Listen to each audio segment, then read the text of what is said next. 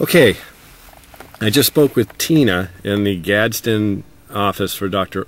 Ostendorf, and she has told me that they've gotten all the paperwork from Jane from over the weekend and have canceled the surgery for this week until Tammy and I can come to an agreement. And also, actually, she just informed me that Tammy called the hospital to cancel the pre-admission testing this morning, saying the weather was too difficult for her to get out and changing it till tomorrow, Tuesday. I'm sure all in manipulation to keep me from, you know, being able to pick Jonah up. But I'm here at the hospital in Gadsden, and it's Monday morning. So I had no problem getting here. Susan and Tina in the Gadsden office said, no, the weather was fine. She had no problem getting to her office this morning.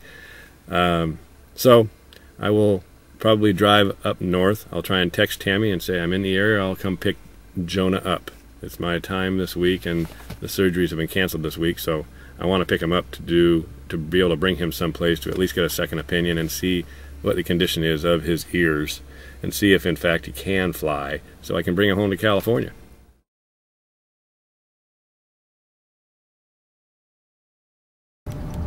"9:13 in the morning.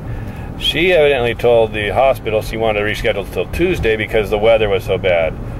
Take a look at the weather here. Driving on the road, we're in Gadsden near the hospital. It is clear, the sun is out, it's 38 degrees, about 9:15 in the morning. So, I just sent her a text at 9:13. I don't know if you can read that. And the text says, no, I'm not in Dallas.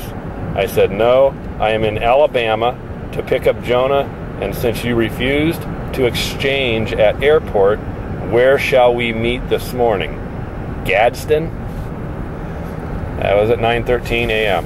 So, I got a feeling I'm not going to hear back from her.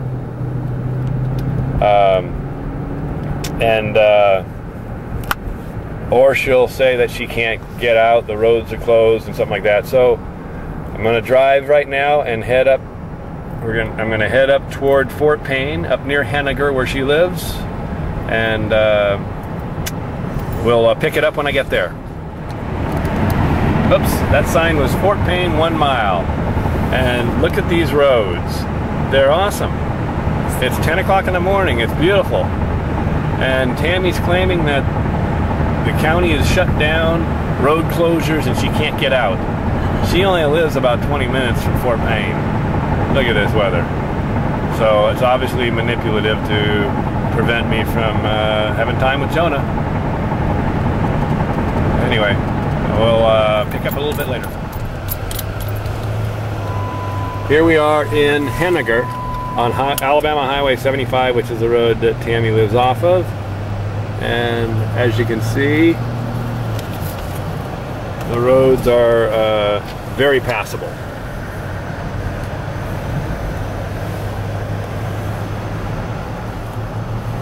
No problem getting up here at all. It's 11 o'clock in the morning, and we just drove up, came up around 10:30, and looking for the address where she lives, and then going to go talk to the police department, which was just back a block, to ask them how they will enforce custody orders from California so that I can pick Jonah up and bring him home to California, hopefully, if he's able to travel, after I bring him to a doctor.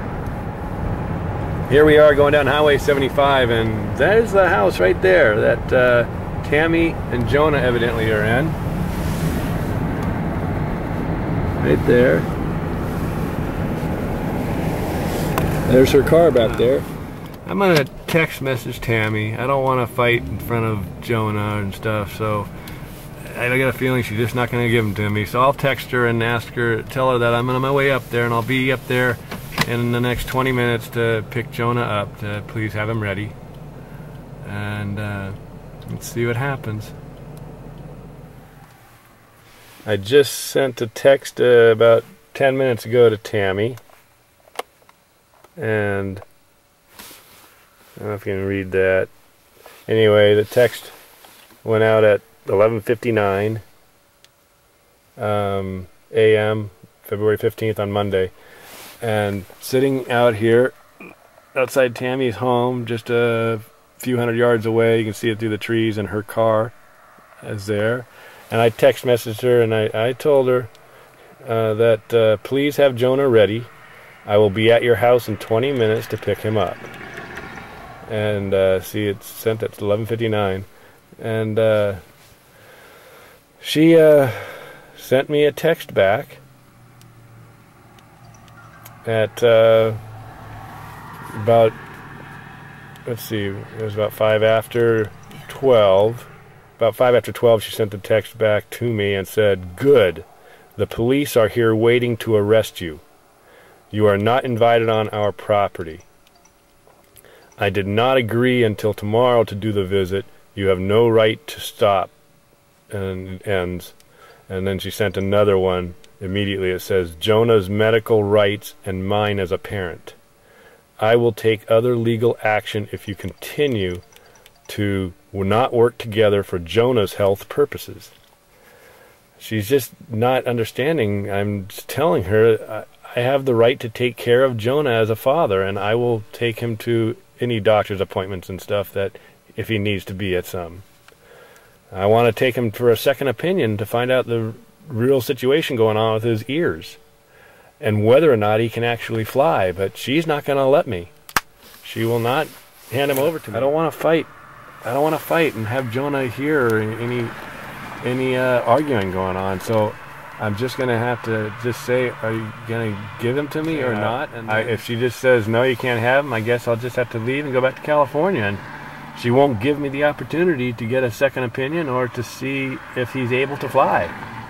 I want to make sure that he can actually fly and see how his ears are. And I've kind of informed the family care center, like I did last time when I was out here, that I was going to be bringing him in. But it doesn't seem like she's going to give me the opportunity. She won't willingly give him to me to take him home. By the way, you can see that there are no police there, even though she's just threatened that. Alright, I'm pulling up to Tammy's house here. There's her car there, left of the house. I'm going to keep it on audio while I go up there. Well, everything, the gate here is taped. It looks like they're taped so they won't really come in.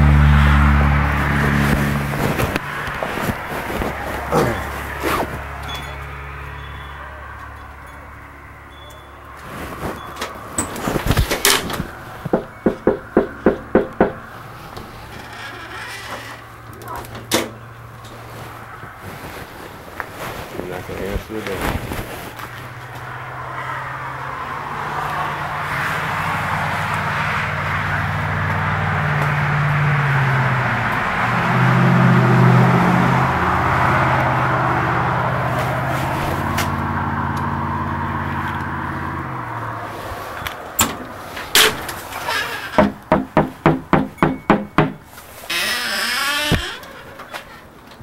Knocking.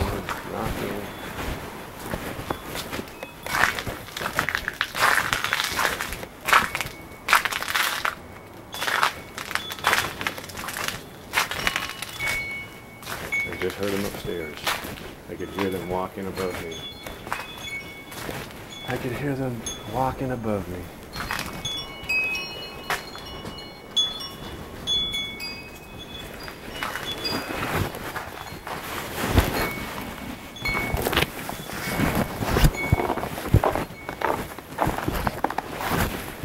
Okay, well, there they are.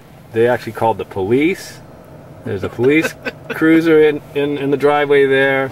They let them in the house. There was 2 vehicles. Earl is evidently on his way.